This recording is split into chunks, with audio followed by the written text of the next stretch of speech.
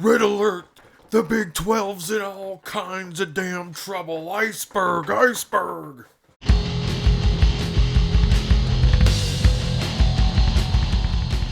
Hey, thanks for watching Numbskull News. And today, I'm going to talk about the Big 12.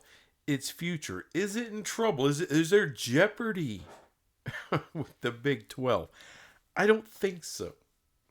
And by the way, there's some big media types that are backing my ass up. Now, I got some inspiration to make this video. Thanks to 365 Sports. They had Dennis Dodd on, who's retiring. Congratulations. And some guy from The Athletic. Can't remember his name.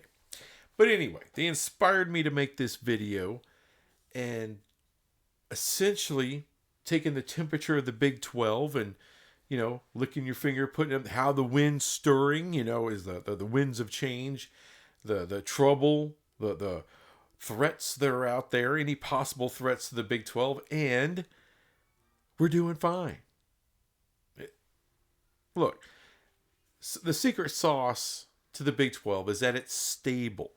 Now, one of the reasons that it's so stable is because none of these schools have the value for the Big 2, for the Big 10 or the SEC. You know, there's been all this talk, you know, Kansas or TCU or Oklahoma State, you know, we're going to lose certain brands to the Big 2.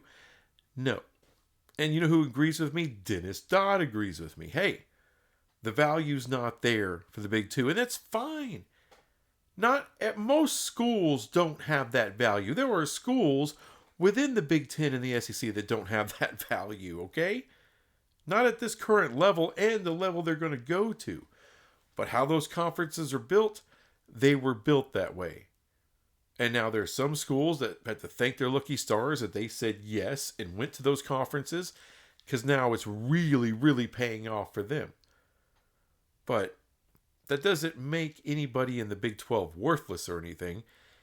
It just means that we don't quite have that value, which is fine. We still have our own value to our media partners and to others. Now, according to the guy from The Athletic on 365 Sports, one of the things that makes the Big 12 intriguing, another thing that's making it successful, they don't have a lot of drama here. It's another thing that makes it stable. You see, there's no brands in the Big 12 that are really worth a whole lot more than another. Everyone has about the same amount of money to play with. You know, there aren't these huge advantages. Like, if you look at the ACC, for instance, there are tiers to that, especially when you're looking at football, the biggest revenue generator. You got Clemson, Florida State in one tier. You got, Miami in another tier. And right under that, maybe Louisville. And then, you know, you can just break it up like that. You could probably do the same thing with the SEC and the Big 10. And the Big 12, not really. But the closest you get to it are those 4 schools we added initially. Except I would say BYU is probably already on everybody else's level. They brought a lot of value to the Big 12. That's already known.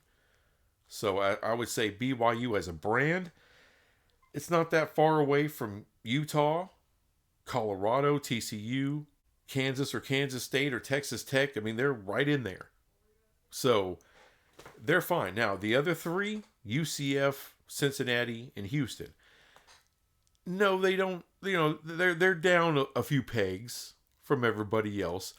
But the reason they were added is because they have incredible potential.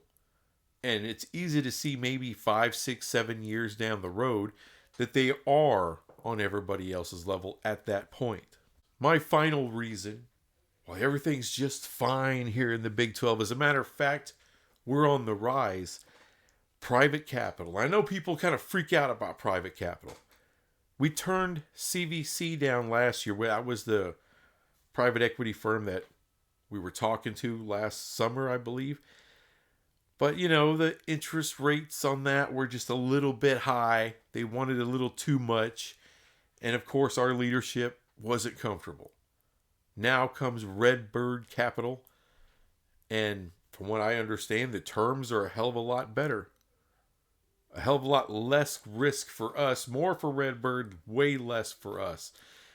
And that's That's great. Private capital. And by the way, it's Redbird is one of 3 finalists, and I'm sure there were others. Private capital firms want to invest in the Big 12. They don't do that with some BS. All right, they just don't. Like some worthless crap, they don't. And not at the valuations they are giving us as a whole, as a unit. Like all athletic departments combined. They are betting that our media rights are going to double the next time it comes up in 2030. And that's, I don't know, that makes me feel pretty damn good about the future as far as the Big 12. Now, does that mean we're going to be making the same money at that point as the SEC or the Big 10? No. No. They make a lot more money off the CFP, and that will continue. Also, they're going to be due for a huge raise around the time we are due for one. So they're going to be making more money. What people fail to understand is that college football is way behind the times. College basketball, too, as far as making money. You look at the professional leagues, especially the NFL. College football has done none of this. They haven't really capitalized on the asset that they have. Now, there's only so much capitalization they can do. There's only so much they can do. However, there's a hell of a lot being done in college football. It's freaking people out. I know it's freaking people out. But it was bound to come to this, especially when you pay players. You got to change things up. You got to go for more money. And the opportunity is there, and it's been there for a long time to really monetize this shit.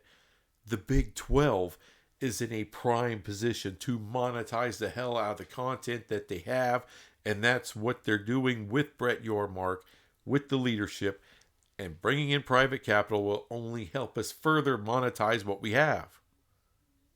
This thing is going to explode. The Big 12, it's not the Big 10. It's not the SEC, and it probably never will be. That's fine. Because the Big 12 will have its place on the table, at the table, with a big, nice, comfortable seat right next to the Big 10, right next to the SEC. No, we're not on their level.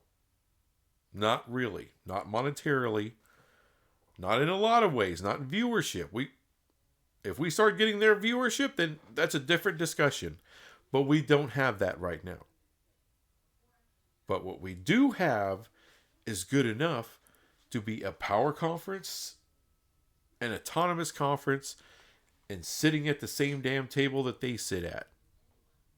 And to me, that, my friends, is success. Hey, look, I know you like all this free content and all. There's no price. You don't have to pay anything. I don't have any memberships. I barely have enough sense to make these videos, but if you don't mind, why don't you just touch that little subscribe button? All right? You don't even got to like it. I'm not even asking you for a like. You don't got to like jack shit.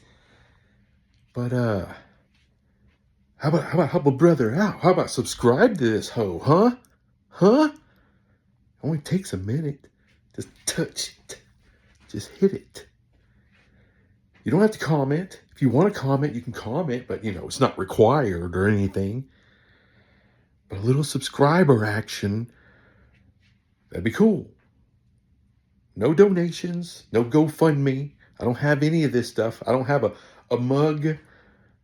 There's no mug club in this piece. I don't have any sources either. I always tell you that. But damn, I don't even have any merch. Maybe one day I'll have a little merch for you, a little merch action for you. But just hit that subscribe button. Don't be a punk. All right? Don't be a golem. Don't be a fine bomb. Just do it. Subscribe. Anyway, thanks for watching this crap, and I'll be back with some more crap later. Bye.